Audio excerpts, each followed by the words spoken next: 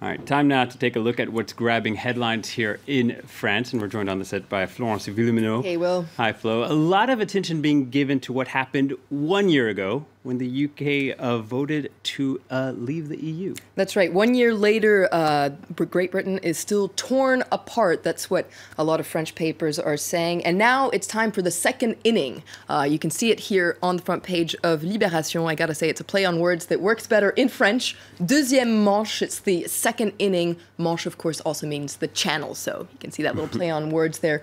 Libération says that as the Great Britain starts this divorce negotiation with the EU in Brussels, it's very weak. Now, a majority of French papers were hoping that the Brexit vote wouldn't happen. Well, they were hoping that the Brexit wouldn't lead to Brexit. They were hoping that the UK would remain in the European Union. And it seems like a lot of papers are still holding out hope that the Brexit won't actually happen. You can see here on the front page of Le Figaro this wishful thinking. And what if the UK didn't leave the European Union? Perhaps, they're still holding out hope that maybe it won't happen. And Le Figaro not the only one holding out hope. French President Emmanuel Macron says the door is open. He says the door is open. Berlin says it wouldn't mind if the UK changes its mind. In its editorial, Le Figaro actually quotes the president of the European Council, Donald Tusk, he quoted a very famous British singer, John Lennon, and his song Imagine. You can see it here. You may say I'm a dreamer, but I'm not the only one. So you can see lots of people holding out hope that Brexit could be reversed. And Le Figaro says EU leaders really need to seize the opportunity, because otherwise it's not imagine we're going to be singing, it's I can't get no satisfaction. Rival group there. Now, you mentioned the two-day European summit in Brussels that kicked off yesterday. This is a first for France's new president, Emmanuel Macron, his first summit. It's his first summit, and he is, of course, eager to lay out his idea for Europe. You can read about it on the front page of La Croix, the Catholic paper. A new hand has been dealt, la nouvelle donne. So this first summit, an opportunity for him to unveil his vision of a Europe that protects. That's Emmanuel Macron's vision of Europe. You can read more about it in Le Monde as well, this Europe that protects. He really has his work cut out for him. He has to jumpstart Europe, give it a boost, and a key partner in this will be Angela Merkel.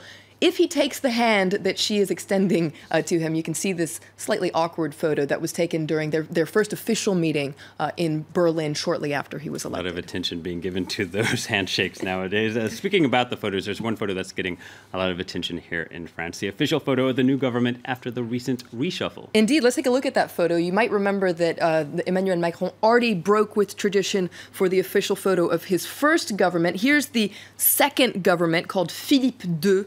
It's also breaking with tradition. Now, the first photo was taken indoors. Traditionally, the official photo is taken outside in front of the Élysée. Here, this photo is outside, but it's in the Élysée gardens.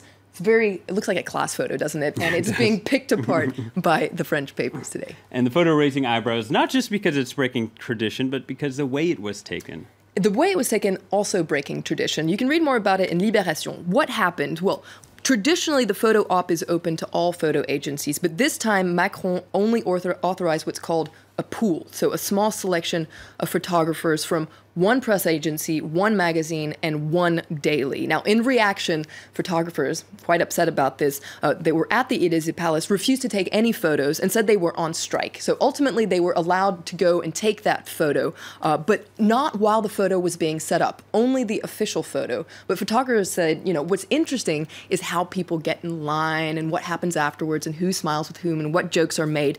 And so they were quite upset with the way that photo was taken. And it's not the first time that Macron has butted heads with journalists. In fact, journalists say that he often tries to pick and choose which papers and which journalists can cover what stories. Sounds like someone in Washington. Moving on to something completely different, but this also led to some eyebrow-raising photos. Bus and tram drivers in the western city of Nantes have won the right to wear shorts on hot days. And that's right. And how did they do this? By wearing skirts. They managed to win over their bosses, these are bus drivers, winning over their bosses by wearing skirts for a day. You can see these hot drivers, hot. Yeah, in shorts on the front page here of the local paper in Nantes, Presse Océan, talking about the victory of the skirt. Now, luckily for them, temperatures are set to go down, but it really does beg the question, when temperatures rise, how much skin can you show? Well, you can read more about it here in Le Parisien. Most workplaces have dress codes, but we also follow implicit rules that we set for ourselves. And so you could read about it here in Aujourd'hui en France. Here at France 24, we're pretty lucky because we're only filmed from the top up. So you have no idea what we're wearing. I can see you're wearing a pair of shorts there. Shorts? I'm not wearing anything. Maybe a skirt. Florence Wieleman with the roundup of the French press. Stay around.